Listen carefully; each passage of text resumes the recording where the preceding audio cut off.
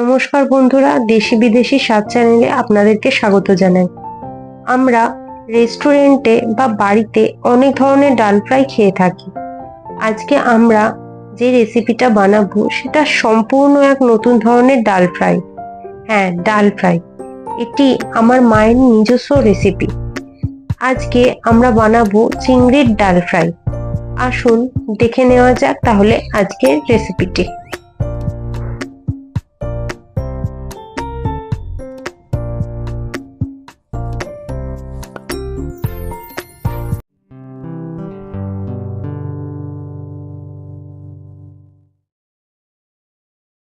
ডাল ফ্রাই বানাতে লাগবে আমাদের একটা গুঁড়ো মশলা, সেটা হলো গোটা মেথি। আমরা খানিকটা গোটা মেথি কাঠকোলায় নেড়ে নিয়ে সেটাকে গুঁড়ো করে রেখে দেবো।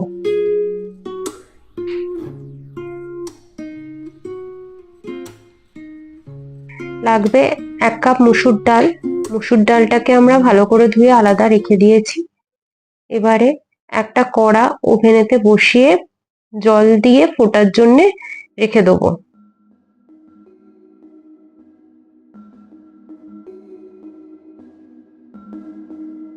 জল ফুটতে শুরু করেছে, এবার দিয়ে দেবো ধুয়ে রাখা মুসুর ডালটা সিদ্ধ করার জন্যে।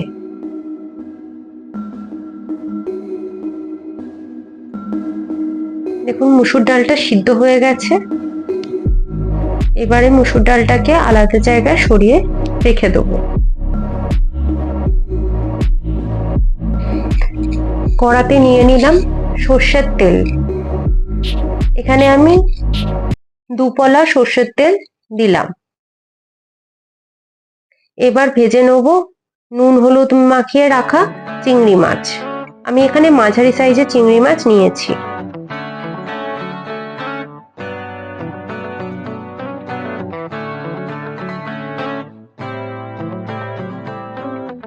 চিংড়ি মাছ ভাজা হয়ে গেছে। এবার আমি চিংড়ি মাছগুলোকে তুলে ওটা অন্য পাত্রে সরিয়ে রেখে দেবো।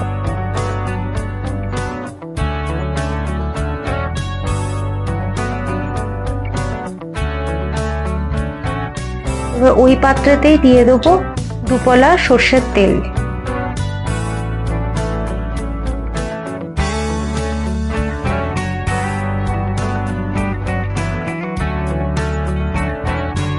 দিয়ে দিলাম একটা গোটা শুকনো লঙ্কা,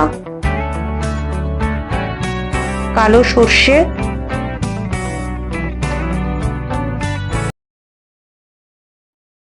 4 থেকে 5টি কারি পাতা।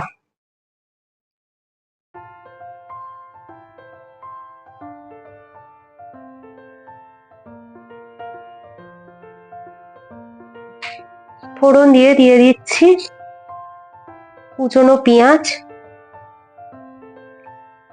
দিয়ে দেবো তার সাথে 2টো কাঁচা লঙ্কা কুচি। সামান্য নুন দিয়ে পেঁয়াজটা হালকা করে ভেজে নেব।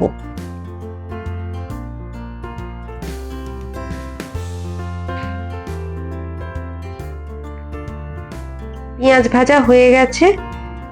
এবারে দেখুন দিয়ে দেবো 2 টেবিল চামচ টমেটো পিউরি। তার সাথে দিয়ে দেবো হলুদ গুঁড়ো আর পরিমাণ মতো নুন।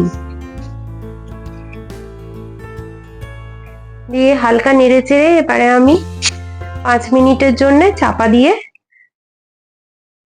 লো ফ্লেমেতে বসিয়ে রাখবো। দেখুন পেঁয়াজটা ভাজা ভাজা হয়ে গেছে। এইবারে দিয়ে দেবো সিদ্ধ করে রাখা মুসুর ডাল।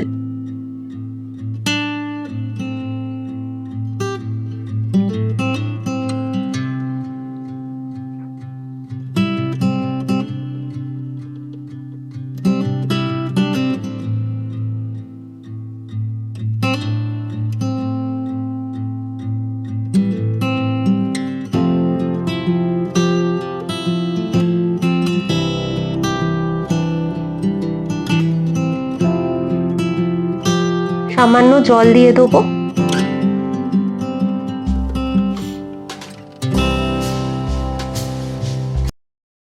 দিয়ে সামান্য নেড়ে চেড়ে দিয়ে দেবো নারকোল।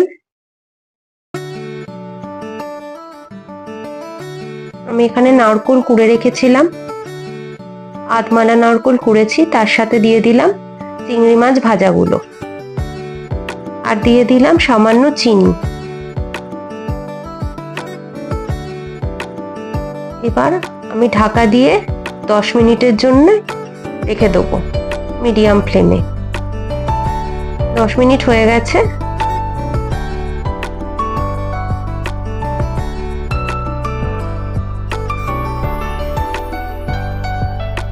এবারে দিয়ে দেবো গুঁড়ো করে রাখা মেথি।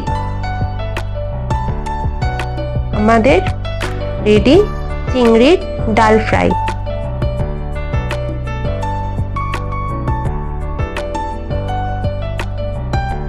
চিংড়ির ডাল ফ্রাই রেসিপিটি আপনারা গরম গরম ভাতের সাথে পরিবেশন করতে পারেন।